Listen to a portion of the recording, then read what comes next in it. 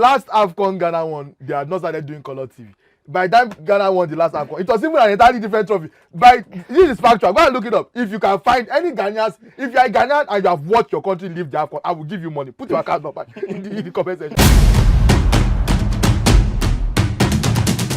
After Cameroon comes Angola for the Super Eagles in the quarterfinal of the African Cup of Nations.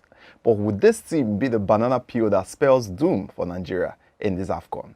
My name is Jidechi Chidieze and this is Crossfire, brought to you by Bet Bonanza. Alright, let's get into it. Today, going into the quarterfinals, would you say Nigeria are well within their rights to underrate Angola? Obviously, we should not underrate any opponent, but are Nigeria favourites against Angola? Absolutely. I've been seeing some takes about Angola a dangerous side. Remember what happened against Denmark, whatever. We should be cautious. We have not beaten Angola yet. Please, there's not a day in my lifetime, before my lifetime and after my lifetime, that Nigeria will enter into a game against Angola as the underdog. It is not possible. I don't give a shit. I don't care how well Angola plays. Mabululu, Dala, all of these guys, yes, they've done very well so far. I mean, they drew Algeria, who got knocked out of the tournament. They, beat the likes of Namibia, beat the likes of, Mauritania and whatnot, Burkina Faso, an all-star cast of UN independence. So now it is time to face their first real serious team. I'm a Nigerian. I'm sorry. The natural arrogance comes with it. But even if you detach the arrogance of a Nigerian, look at it footy for footy. We have by far the best defense this tournament. We've only conceded 1 goal. Our entire accumulative XG against is 1.32. Only one big chance considered in the entire tournament. There is no chance in hell. Look, coming into the game against Cameroon were among the biggest chance creators in this tournament. Yeah. George Kevin Nkudu was creating chances in all the 3 games before they played Nigeria. What did he do in that game? Even the Abubakar, what did he do in that game? They're not bad players because the Nigerian defense and midfield knows how to stifle creativity. Will make your good players look bad. And that's what we're going to do with Angola. I'm sorry. I just don't see a world where Angola even score a goal, let alone beat Nigeria in the quarterfinal. So, and I know some of you are waiting for this prediction to flop so I can come and say I told you so. You are going to wait, Tanya, because there will be no evidence at the end of the day. Well, I also hope, like as a Nigerian that I am. But Tosin, Nigeria have quite the unsavory history with Angola. Would it be in our best interest not to underrate them going into this one? I don't think we should underrate anybody, especially at this Afcon. Maybe at another Afcon, but at this Afcon, whereby all the big boys have been eliminated. Morocco, flying high from their World Cup success, eliminated. Ghana, well, don't let us put Ghana, they've never won the Afcon. Don't let us put Ghana, they've never won the Afcon since 1982, so we can put Ghana. Egypt with Mo Salah, all the big teams, all the teams that went to the World Cup, all the teams that were in the round of 16 in the last edition, while they were in the quarterfinal of the last edition, basically have all been eliminated. So I will not go into the game underrating Angola. Now let's look at it from a historical perspective also.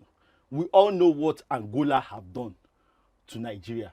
To Nigerian football fans, from a psychological perspective, I still have scars that Nigeria did not qualify for the 2006 World Cup. Now it's unfortunate they beat us, we played a 1-1 draw, and you can look at it that, yes, from a quality perspective, yes, Angola and Nigeria have more quality players. But at this Afcon, how can you actually say that? Because based on the productivity of the players, for me, Mabululu has been one of the best finishers at this Afcon. His 4 goals is a testament to that. Gelson Dala, Gilberto. Now you can look at these players that, okay, they play in Egypt, they play in Qatar, they play with Petro Atletico in the CAF Champions League. Yes, it's not up to the standard that Victor Osimhen plays. But me, I judge players on productivity. If Osimhen did not score the amount of goals he scored, would he be the player that took Napoli to win the Serie A title last year? So it's based on your productivity. At this tournament, can you actually say that Osimhen has been better than Mabululu? I'm not saying Osimhen is, listen to me, when you shut up when I didn't even say anything. But your conscience knows that you are saying rubbish. Shut up, my friend. At this tournament, this is not a comparison because in their careers, Osimhen is the reigning CAF player of the year. Osimhen is the reigning CAF player of the year. I'm not, but at this tournament, as Osimhen be better than Mabululu, objectively say it. I've seen people peddling that Angola is just a fake Portugal, but from what we are seeing from this team, the brand of football they are playing, you understand, the confidence they are exuding. You don't go into this. If you underrate them, Baba, you just join Ghana at home and we'll join the banter against you. That's just the simple truth. Tunde, Ghana, Cameroon, Egypt, Senegal, Morocco, heavyweights out of this tournament. How clear is Nigeria's path to the final at this point? First of all, the next time I mention heavyweights and you start with Ghana. I mean, Ghana have won 4 editions of this tournament. The last Afcon Ghana won, they had not started doing color TV. By the time Ghana won the last Afcon, it was even an entirely different trophy. This is factual. Go and look it up. If you can find any Ghanaians, if you are a Ghanaian and you have watched your country leave the Afcon, I will give you money. Put your account number in the comment section. Like it or not. You are serious. Like it or not, there are heavyweights in this competition. But how clear is Nigeria's path to the final? Let me discuss 3 heavyweights, not those ones that have not won the present Afcon trophy. When you won it, they will not even give you a trophy. They'll just give you a check. Let's leave Ghana. I know you want to cook them. Let's focus on Nigeria right now. Let me focus on serious nations. We saw, Morocco get shocked by their Mapiano boys. I personally did not see that one coming. I told you people that Ivory Coast was going to beat Senegal because I'm a clairvoyant, I'm a soothsayer, and I'm just one of the very best to ever do it, as Tosin used to say. You get out of me, my friend. Let me just borrow Tosin's words. But in terms of our path is as clear as it has ever been. Look, Nigeria are going straight to the final. You play Angola. When you beat Angola, you play the winner of South Africa versus Cape Verde. Either one, whether Zulu or Portuguese, we are frying it.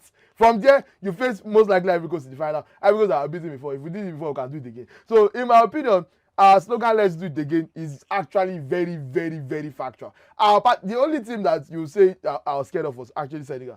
And since Ivory Coast have done us a massive favor and taken Senegal out, even Morocco would have beaten them. If South Africa can beat you, any team can beat, in my opinion, because South Africa are really not good. But we'll get to their own later. Maybe when we qualify for the semi-final, hopefully they can advance. So Nigeria's part has never been clearer, in my opinion. And when you look at the trends of how we win Afcons, we won the first one in 1980. We waited 14 years to win the second one in 94. Then we waited to 2013. That's about 19 years. That's 19 years. So 10 years, 11 years down the line, we are due another one. We always have at least a decade. These things are symmetrical. Calculator like the Nigerian. These things are symmetrical. And when I put it down and help you arrange it, you should just take it like that. I've told you. You heard it here first. Super Eagles of Nigeria are going to enter into the Afcon final. And we are going to do the business against the Ivory Coast. And we are going to win our 4th Afcon and do it again. Simple. All right. Tosin, Nigeria are going to be meeting teams that have taken out heavyweights in this competition. Do you see the Super Eagles having that ease getting to the final? First things first, nothing will be easy at this Afcon, as far as me I'm concerned. From watching this Afcon, I can see growth in African football. And that's just looking at it objectively all around. I can see growth in this African football. 2, do not look past Angola. Do not look past Angola, please. I'm begging you. Do not look past Angola. Angola may not have the pedigree of certain teams, but Angola, for the first time in their own lives, they want to even taste one semi-final. Do you know what it will mean for the country of Angola to get to one semi-final in their life? They've never done it in their history. Their first Afcon, I think, was in 1996. So this is going to be, they know that history beckons for them. If Nigeria don't win the Afcon, if Nigeria doesn't win the Afcon, they will try again. Nigeria has gone to about 20 Afcons. So, but for Angola, this is going to be a historical moment. And 2, even if you say you look past Angola, for me, and I've told people categorically that Nigeria will not go to the 2026 World Cup. I have said that, and the reason why I said that is actually because of the Bafana of South Africa, who are in the same group with us in the World Cup qualification process.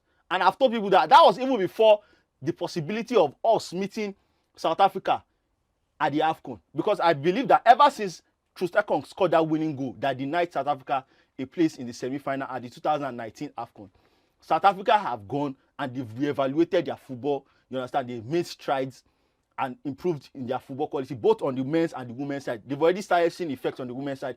The women's team already went to the Afcon final. And for the men's team also, you can see they took out Morocco. You understand? So I feel that the Bafana of South Africa are the major obstacle for Nigeria at this World Cup. And if they are able to defeat Nigeria in the semi-final, it now proceeds, you understand, to the World Cup qualification, because we are already behind them after draws against Zimbabwe and Lesotho in the group stage, but that's a different discussion. For me, Nigeria's biggest obstacle, even if they are able to get through Angola, will be the Bafana of South Africa. Tell me what you think and how you see those quarterfinals panning out. Nigeria versus Angola. Would this be the final bus stop? And do you see Nigeria's path to the final with the heavyweights already knocked out of the competition, an easy one for them? This has been Crossfire, brought to you by Bet Bonanza. High odds, fast payout.